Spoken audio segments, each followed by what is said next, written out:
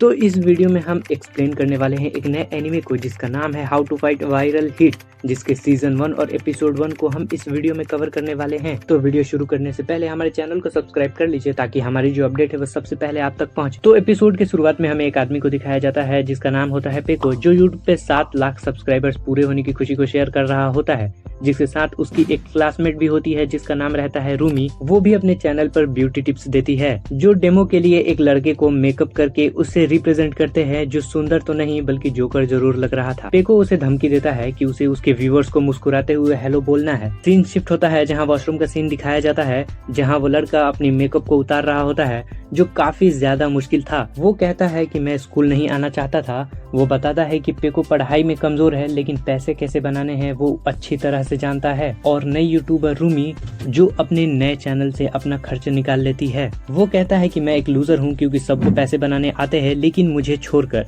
ना मैं सुंदर हूँ और ना ही मैं अमीर, उस पे काफी ज्यादा जिम्मेदारियां हैं। ये सोचते हुए वो क्लासरूम के अंदर आता ही है कि उसे एक जोरदार लात पड़ती है जो कि स्नैपर ने मारा था। वो पेको का कैमरामैन और साइड कीपर था। वो लगातार उसे मारता रहता है क्योंकि उसने लाइव स्ट्रीम में मुस्कुराया नहीं था। स्नैपर जो है वो पेको के दम पर उछलता है क्योंकि उसे लड़ाई नहीं आती है। लड़का उसे मारने की सोच ही रहा होता है कि तभी उसे रूमी बताती है कि उसने अपनी लाइव स्ट्रीम से 30 लाख येन की कमाई कर ली है। लड़का और स्नैपर दोनों सोच में पड़ जाते हैं। वो सोचते हैं कि खुद का चैनल हमें खोल लेना चाहिए अगर हमें पैसे कमाने हैं तो। स्नैपर पेको से पूछता है कि उसे अपना चैनल बनाने के लिए क्या क्या करना होगा। पेको उसकी बेइज्जती करते हुए कहता है कि तुझ जैसे छोटे बच्चे को चैनल पैसे नहीं देगी, तेरे पेरेंट्स का अकाउंट और पासबुक लगेगा। स्नैपर कहता है कि उसने अपने पेरेंट्स के अकाउंट से पैसे चुराए थे और उसके पेरेंट्स को पता चल गया था, इसलिए उसे अब अकाउंट नहीं मिलेगा। फिर वो उस लड़के से पूछता है कि तेरी माँ अभी तक जिंदा है क्या। वो उसकी माँ का अकाउंट डिटेल मांगता है। इस पर पेको उसका भी मजाक बनाता है, जिस पे रूमी उससे माफी मांगने को कहती है। वो गुस्से से उन्हें मारने की सोच ही रहा होता है लेकिन वो चाहकर भी कुछ नहीं कर पाता। सीन शिफ्ट होता है जहां उसकी माँ हॉस्पिटल बेड पर पड़ी होती है। वो कहती है कि मुझे यहाँ पर अब रहने की जरूरत नहीं है क्योंकि हॉस्पिटल में रहकर वो काफी ज्यादा थक गई है। लड़का जानता था कि वो अगर घर आएगी तो उसकी माँ की तबीयत और ज्यादा बिगड़ जाएगी, इसलिए वो उन्हें जल्द से जल्द ठीक होने के लिए कहता है। उसकी माँ नोटिस करती है कि उसे चोट लगी है लेकिन उनके पूछने पर लड़का झूठ बोल देता है। वो कहता है कि मैं लड़ाई झगड़ों में नहीं पड़ता। सीन शिफ्ट होता है जहाँ बिल काउंटर पर हॉस्पिटल बिल 30,000 येन होते हैं। वो सोचता है कि अगर वो पार्ट टाइम भी जॉब करेगा तो भी इतने पैसे नहीं कमा पाएगा क्योंकि वो सिर्फ 5,000 येन ही कमा सकता है। लेकिन पेको और रूमी सिर्फ लंच ब्रेक में ही 30,000 येन कमा लेते हैं। परेशान होकर वो कहता है कि उसकी जिंदगी जो है वो नर्क से भी बदतर बन गई है। एक लड़की उसे आवाज देती है। यहाँ हमें पता चलता है कि इसका नाम होबिन है। होबिन को उस लड़की में उम्मीद की किरण नजर आती है जिसका नाम होमी चाओ था। वो उसे पेटीज के बारे में पूछती है, जहाँ हमें पता चलता है कि होमी चाओ उसके रेस्टोरेंट की सबसे सुंदर लड़की है।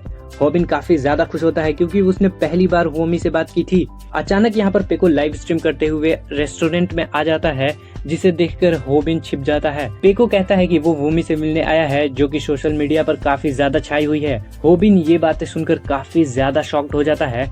पेको वोमी को 30 सेकंड में बर्गर बनाने का चैलेंज देता है और अगर वोमी इसमें हार जाए तो उसे अपना फोन नंबर देना पड़ेगा।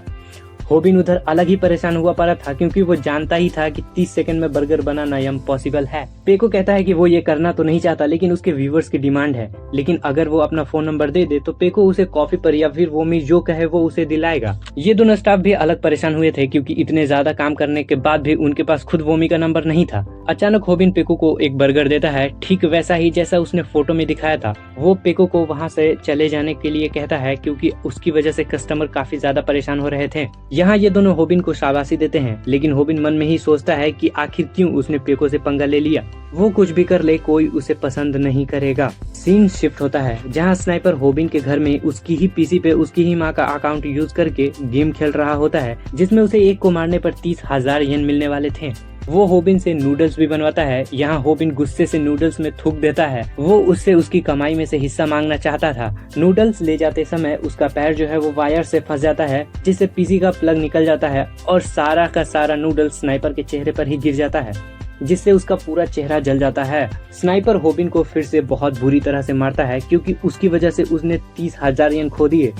होबिन सोचता है कि वो खुद के ही घर पर मार क्यों खा रहा है। यहाँ स्नाइपर कहता है कि साले तेरी वजह से ही तेरी माँ को कैंसर हुआ है। इतना सुनते ही होबिन उससे लड़ाई करने लगता है। दोनों एक दूसरे से लड़ने लगते हैं, लेकिन उनकी लड़ाई जो है वो लाइव स्ट्रीम पर चल रही थी। यहाँ होबिन अकेले बैठे हुए सोच रहा होता है कि उसे अब दर्द भी हो रहा है और घर की हालत और खुद की भी हालत देखकर वो सोच रहा होता है कि अब उसे और ज्यादा पैसे बर्बाद करने पड़ेंगे। वो गुस्से में ये बोलकर सो जाता है कि काश वो अमीर घर में पैदा होता। सुबह होते ही स्नाइपर उसे कॉल करके डांटता है और उनके उन लड़ाई की वीडियो को डिलीट करने के लिए कहता है, क्योंकि उसे बहुत सारे लोगों ने देख लिया था। यहाँ होबिन देखता है कि उसने जो वायर निकाली थी वो मॉनिटर का था, लेकिन लाइव टेलीकास्ट चालू था। होबिन को यकीन नहीं हो रहा था, लेकिन जब उसने अपना फोन चेक किया तो उसे अपना वीडियो मिल गया। होबिन वीडियो को डिलीट करने ही वाला होता है कि वो देखता है कि वीडियो पे इतने ज्यादा व्यूज आ गए थे कि अब वो आराम से पैसे कमा सकता है। उसकी उस वीडियो पर टोटल 10 लाख की अर्निंग हुई थी। सीन शिफ्ट होता है जहां स्कूल के सारे स्टूडेंट वही वीडियो देखकर हंस रहे थे। स्नाइपर ये देखकर काफी ज्यादा गुस्सा होता है, क्योंकि उसकी काफी ज्यादा इंसल्ट हो रही थी। वो एक लड़की को मजाक में एक थप्पड़ मारता है, जिस पर वो लड़का उसे बहुत बुरी तरह से मारता है।